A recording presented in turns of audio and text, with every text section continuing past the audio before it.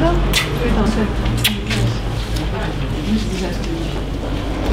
Je vais vous demander par contre de faire la... Non, je vais vous demander de faire la queue dehors en fait parce qu'il y a des autres séances. On va pas tarder à gauche, là, à gauche. J'ai fait le petit... Pardon.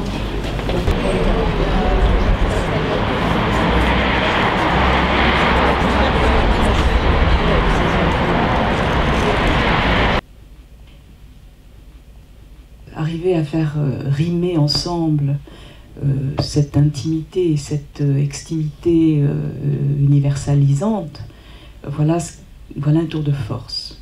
Ce que j'adore, d'abord, c'est le titre, Poétique du cerveau. Je trouve que ça dit parfaitement cet indicible rapprochement. Alors, c'est poétique parce que, à mon avis, pour plusieurs raisons, et la première, c'est aussi poétique que l'union de l'âme et du corps. C'est ça dont il s'agit tout le temps, en fait. C'est l'union de l'âme et du corps à travers cette troisième instance qui est leur instance d'union, qui est le langage. C'est là où, pour moi, le film est le plus fort. Donc, quand il s'agit de la lecture, quand il s'agit des neurones miroirs, quand il s'agit de la mémoire, tout cela est parfaitement poétique parce que parfaitement maîtrisé et non maîtrisé, et parce que on comprend en tout cas une chose, c'est que il faut en enlever pour en avoir plus.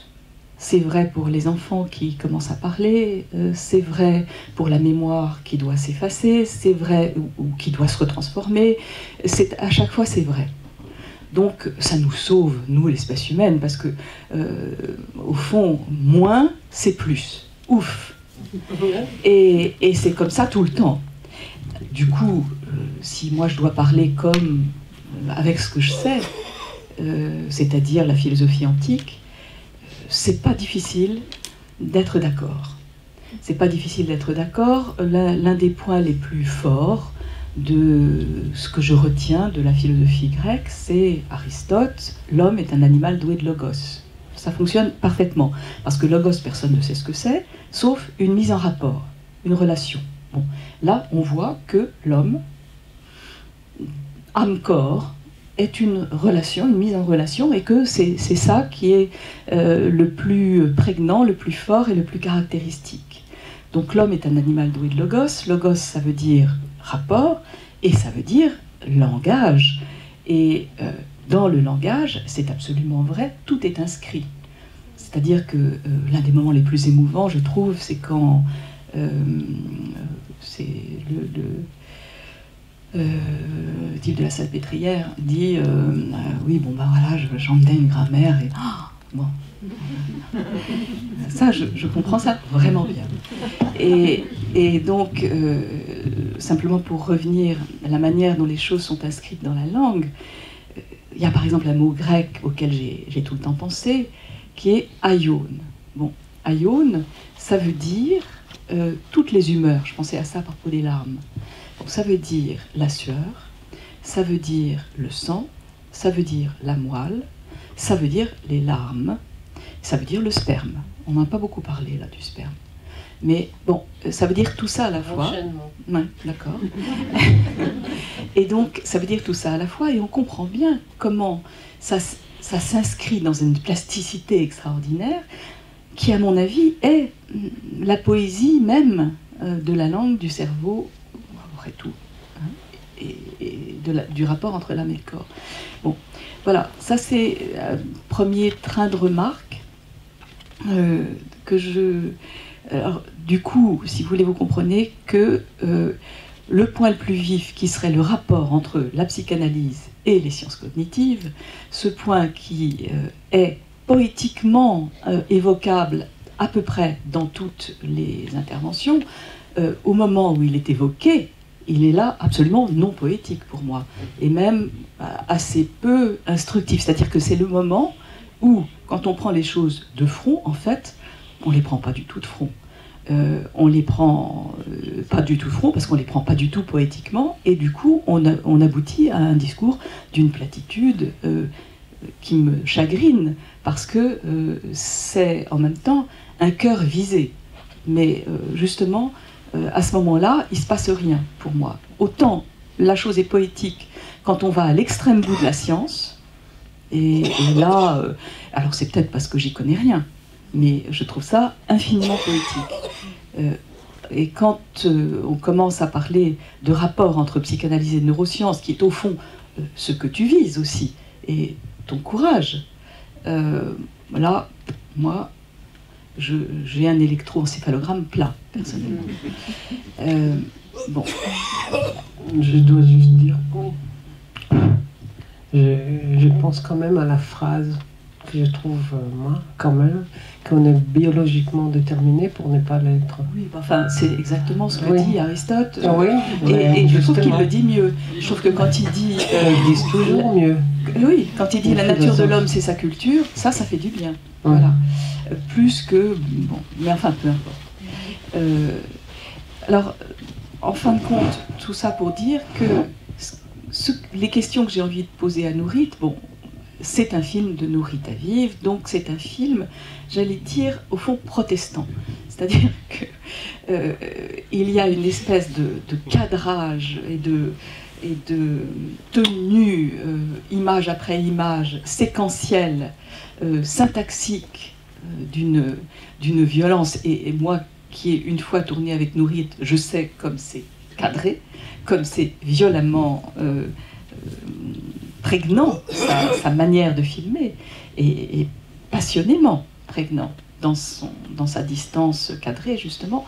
Bon, au fond, j'ai envie de lui demander comment fonctionnent ces images, cette fois-ci, par rapport à la poésie, par rapport à la poétique du cerveau. Comment, quel type de poétique parallèle, ou en symbiose, ou en connexion, tes images sont-elles faites pour nous introduire, tu vois?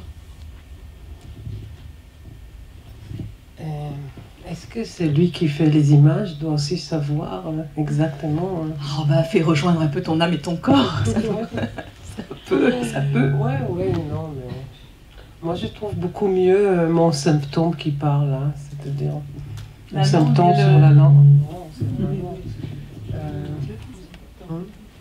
Oui, éteindre celui-là, mais je sais pas le faire. Ça c'est mieux. Oui, la langue dans le corps dans la langue, je trouve mon symptôme parlant. Et si les arbres, tu essayes de trouver Bon. Moi, par exemple, le fait que ça m'a fait travailler pendant 2 mois et 2 mois sur les images d'arbres, juste par une petite association banale, mais quand même, une fois que j'ai décidé qu'il y a une certaine ressemblance entre le neurone et les arbres, je suis partie dans les arbres. Et t'aurais pu partir dans... Ça vous dérange pas que quelqu'un appelle juste le mec d'en haut? Sinon, mais je vais juste éteindre celui-là. Normalement, il doit être là pour ça. Mais... Parce que quand tu regardes dans ma fameuse encyclopédie La Route sur le net, tu vois que la première image, c'est toujours comme. Hein. Les neurones, c'est comme, le cerveau, c'est comme, oui, etc. Une fois qu'on a dit ça, je m'en fous après. Oui, mais ils disent comme une pieuvre. Bon, t'aurais pu partir dans les pieuvres, c'est pas parti loin. Je veux dire, quand on commence à voir la première image de neurones, c'est bien ça. T'es parti dans les arbres, c'est plus doux. Oui, je suis partie dans les arbres, mais que moi, ça m'a vraiment fait travailler sur les arbres. Et puis, le jour où je sors chez les mecs qui parlent de l'odeur, et qu'il y a le vent le plus grand qu'il y avait toute l'année là-bas en Israël, et qu'il y a les vents dans les arbres, et de tout d'un coup j'entends Réarouar, hein, c'est-à-dire odeur, vent, et vent veut dire esprit, et donc du coup, bon, tu vas se dire je pars avec, et je suis content que le hasard me permet de retrouver ces rapports-là que je n'avais jamais attendus avant. Que toi tu as dit qu'en grec c'est pareil, c'est-à-dire qu'entre l'odeur et entre l'odeur et l'esprit, tu vois.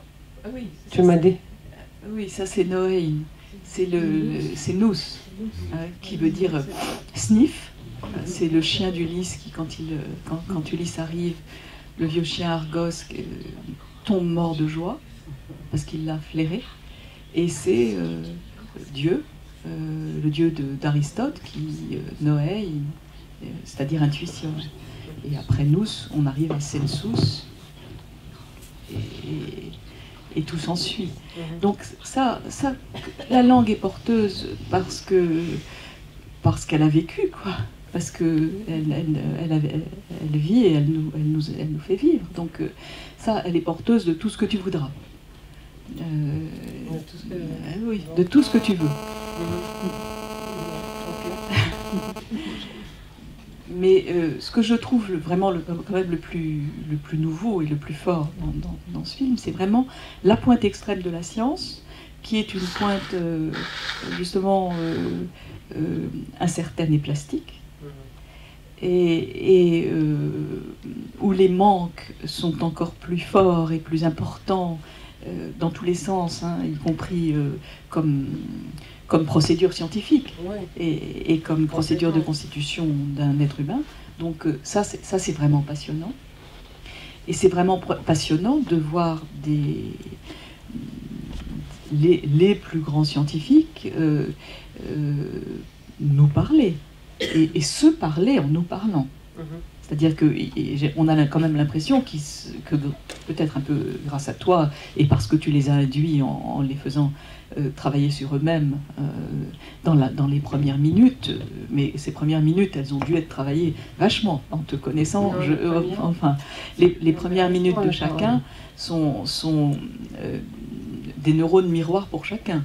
C'est-à-dire que chacun est en train d'expliquer non seulement comment il en est venu là, ou comment pas il en est venu là, mais aussi il dit quelque chose de ce sur quoi il travaille. C'est-à-dire que le premier, sur la mémoire, commence à raconter des choses sur la mémoire. C'est plus, à mon avis, que... Oui, il y en a d'autres. Oui. Oui, mais là, non, je dis par rapport à ce qu'il dit déjà là, oui. Il dit quand je parle sur quand est-ce qu'il est devenu. Et il faut que tu dis, autant tout a été préparé pour le reste, autant cette question-là, il ne s'attendait pas. Elle venait évidemment à la fin, elle ne venait pas au début, comme ici. Mais il dit deux choses, c'est-à-dire déjà j'ai vu, vraiment, si on regarde bien, j'ai regardé, déjà il y a un silence, tu essaies vraiment de revenir. Et après, moi je vois des petites taches rouges sur là. Je vois qu'il est plein d'émotions. C'est ça. T'as pas vu, c'est l'intérieur de son cerveau ce qui s'éclairait, mais tu vois les taches rouges de son cou. C'est plus rassurant. Oui. Et j'ai vu qu'il était plein d'émotions. Quand il dit, on voit pas pourquoi, mais c'est-à-dire qu'il dit après, ça doit pas être comme ça, parce que comme toute mémoire, elle peut pas être exacte, hein, donc c'est ce qu'il va dire plus tard. Et en même temps, il dit qu'il y a des vérités, parce qu'il peut revivre, et pas seulement revivre, il vit en émotion. Oui. C'est-à-dire que tout d'un coup, la vérité est pas de côté de la science, elle est pas de côté de la science, mais elle est de côté de l'émotion qu'il peut ressentir. Non, oui. Juste dire que, je dis pas ça, qu'il n'a pas de côté, mais la vérité, il la met de côté de l'émotion, parce qu'il peut revivre ce moment-là, même s'il n'est pas précis au niveau de récit. Hein. Et il est d'une grande émotion, et je crois qu'il se rappelle qu'en ce moment-là, moi je l'ai senti comme s'il avait une révélation.